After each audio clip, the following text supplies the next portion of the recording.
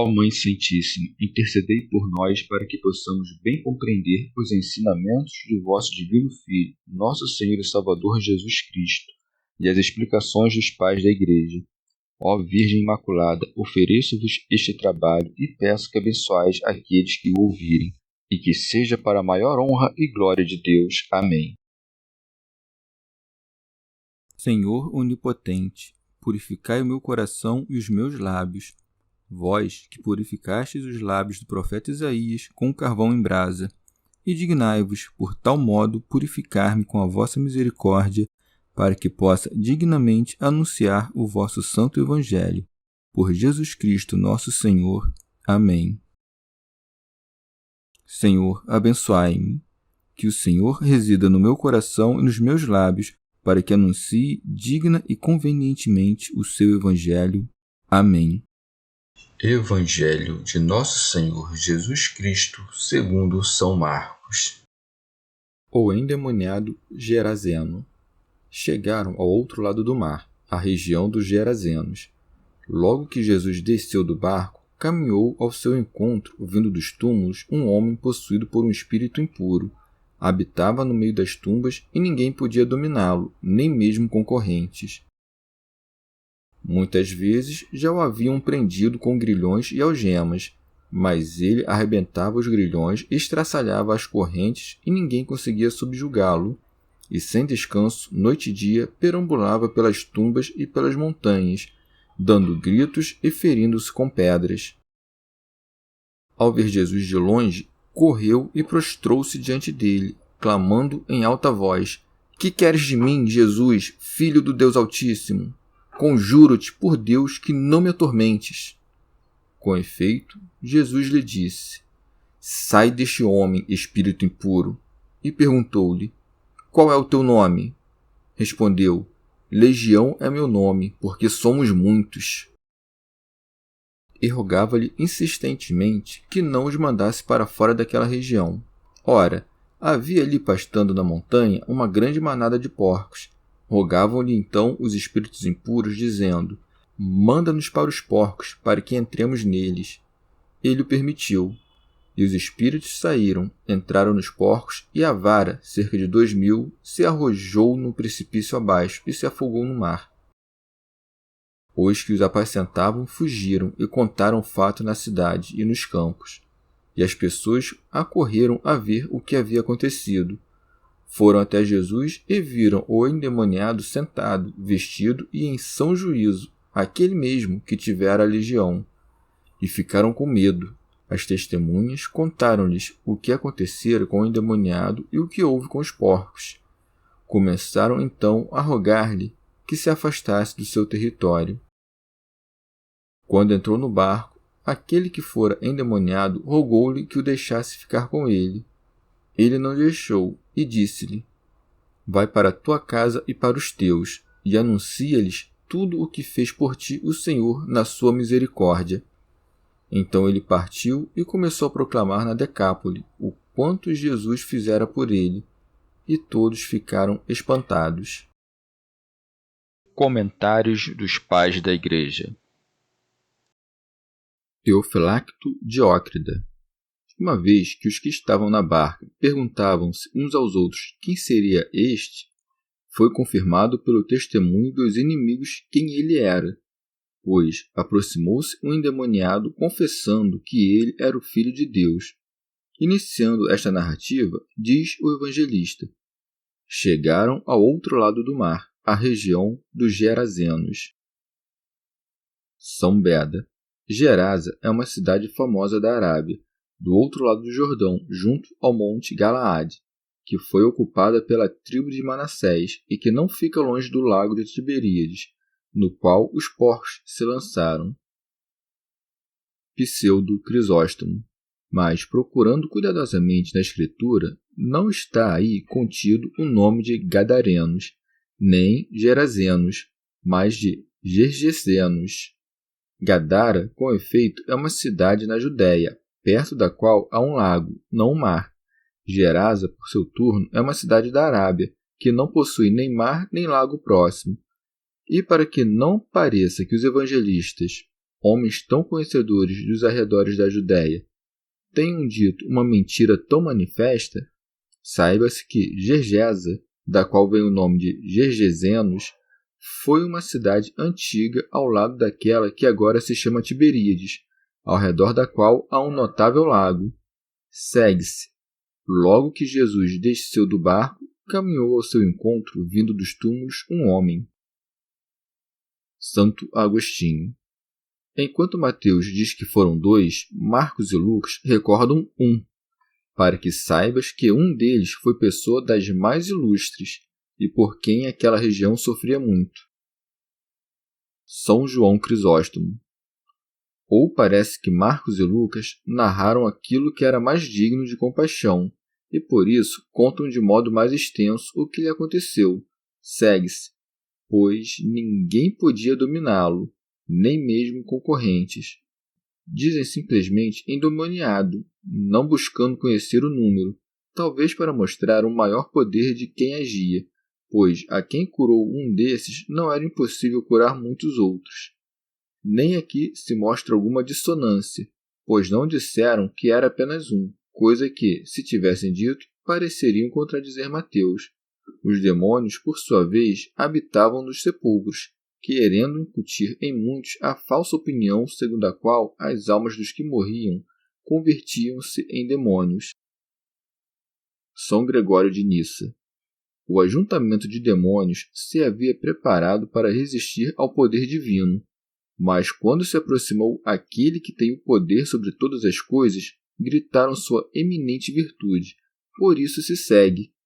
Ao ver Jesus de longe, correu e prostrou-se diante dele, clamando em alta voz: Que queres de mim, Jesus, Filho do Deus Altíssimo?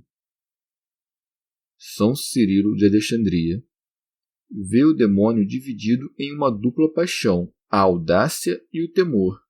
Opõe resistência e suplica, como se lhe dirigisse uma pergunta. Quer saber o que há de comum entre ele e Jesus, como se dissesse: Por que razão me lanças fora dos homens, já que são meus?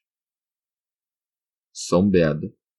E que grande impiedade a dos judeus ao dizerem que ele, com quem os próprios demônios confessam não ter nada em comum, expelia os demônios em virtude do príncipe dos demônios.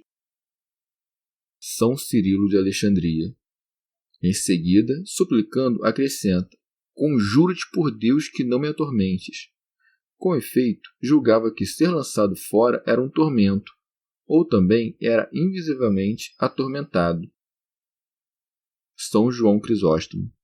Pois, conquanto sejam maus, os demônios sabem, no entanto, que, devido aos pecados, no fim algum castigo os espera, e sabiam com segurança que ainda não lhes havia chegado o momento do último castigo, especialmente porque lhes era permitido misturar-se com os homens.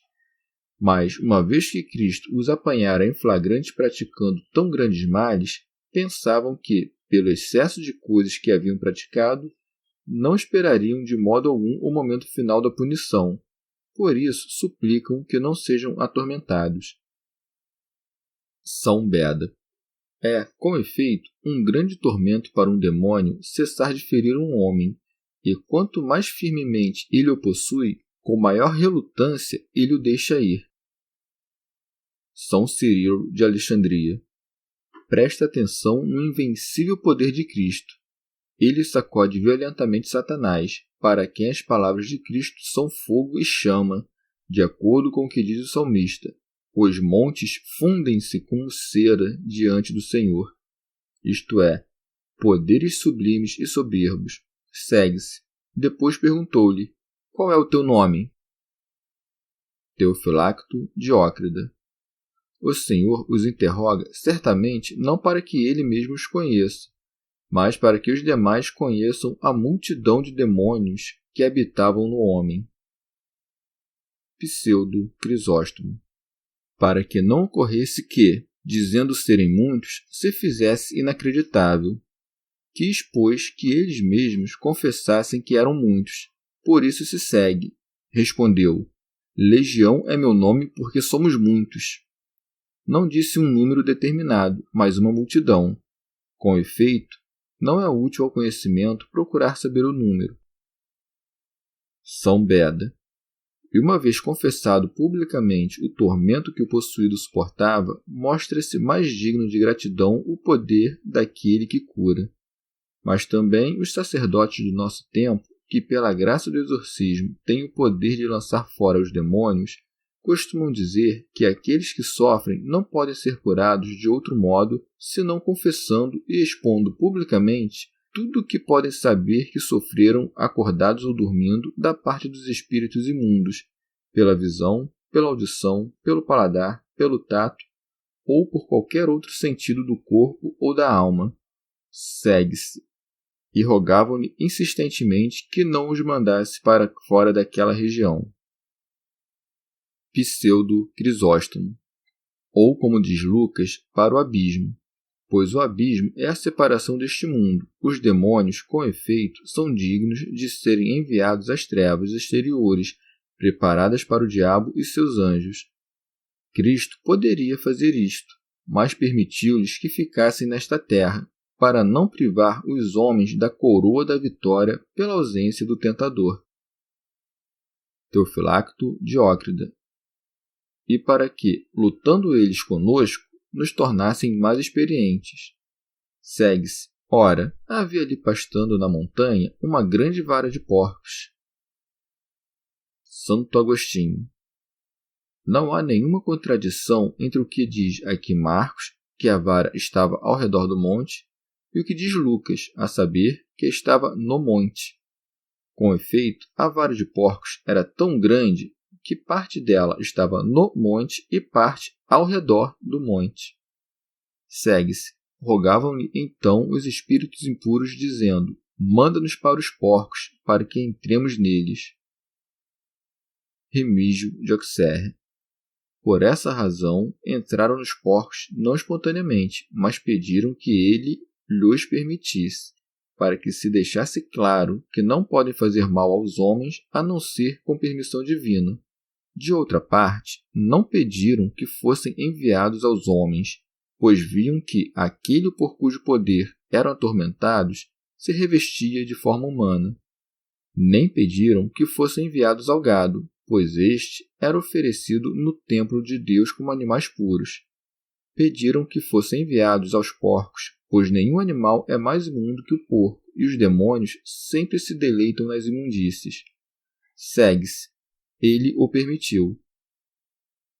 São Beda. E permitiu-o pela seguinte razão, para que pela morte dos porcos se oferecesse aos homens a oportunidade de salvação. São João Crisóstomo.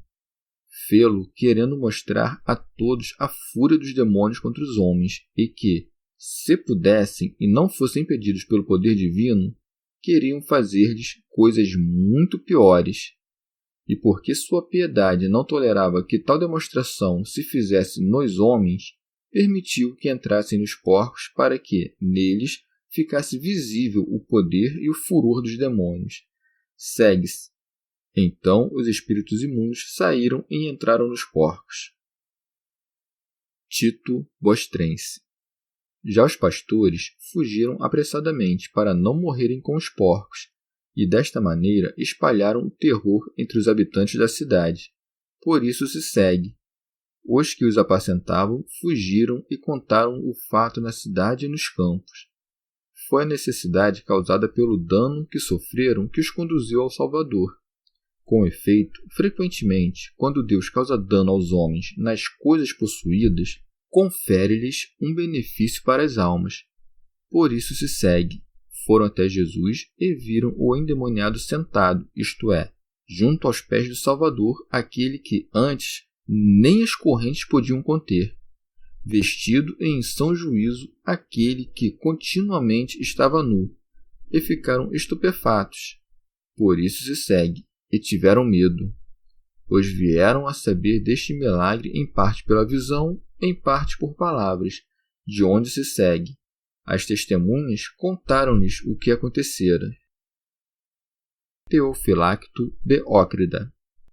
Estupefatos por conta do milagre sobre o qual tinham ouvido, tiveram medo e, por isso, imploraram-lhe que saísse de seu território.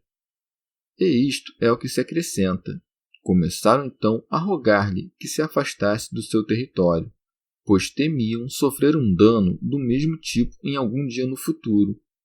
Com efeito, entristecidos pela perda dos porcos, rejeitam a presença do Salvador.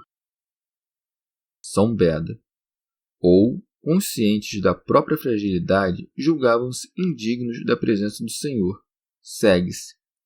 Quando Jesus entrou no barco, aquele que fora endemoniado rogou-lhe que o deixasse ficar com ele. Teofilacto Diócrida. Pois temia que, encontrando-o um dia, os demônios nele entrassem novamente. Mas o Senhor reenviou-o para sua casa, dando-lhe a entender que, conquanto não estivesse ele presente, seu poder o protegeria e, a um só tempo, indicando-lhe que, uma vez curado, fosse útil aos outros. Por isso se segue. Ele não deixou e disse-lhe: vai para a tua casa e para os teus, e anuncia-lhes tudo o que fez por ti o Senhor na sua misericórdia. Vê a humildade do Salvador. Não disse: anuncia tudo o que te fiz, mas tudo o que o Senhor te fez. Assim também tu, quando tiveres feito algo de bom, atribui-o não a ti, mas a Deus. Pseudo Crisóstomo. Conquanto tenha ordenado a outros curados que não o dissessem a ninguém, convenientemente ordenou que este o anunciasse, uma vez que, sem Deus, toda aquela região permanecia ocupada pelos demônios. Teofilacto Diócrida. Ele mesmo começou então a pregar, e todos se admiraram. Isto é o que se segue. Então ele partiu e começou a proclamar. São Beda. Em sentido místico, Gerasa ou Gergesa, como alguns leem, se interpreta como aquela que expulsa o colono ou como o estrangeiro que se aproxima, pois o povo gentio repeliu do coração o inimigo e o que estava longe foi aproximado. Pseudo Jerônimo. Este endemoniado é o povo gentio, mais desesperado, não sujeito nem à lei da natureza, nem à lei de Deus, nem ao temor humano. São Beda. Aquele que morava nos sepulcros, pois se deleitava nas obras mortas, isto é, nos pecados, estava sempre, de dia e de noite, fora de si, pois nos tempos prósperos e adversos não descansava da escuridão dos espíritos malignos, mas pela imundície das obras, como que jazia nos sepulcros. Pela altivez da soberba, errava sobre os montes, pelas palavras da mais dura infidelidade, como que com pedras se cortava em pedaços.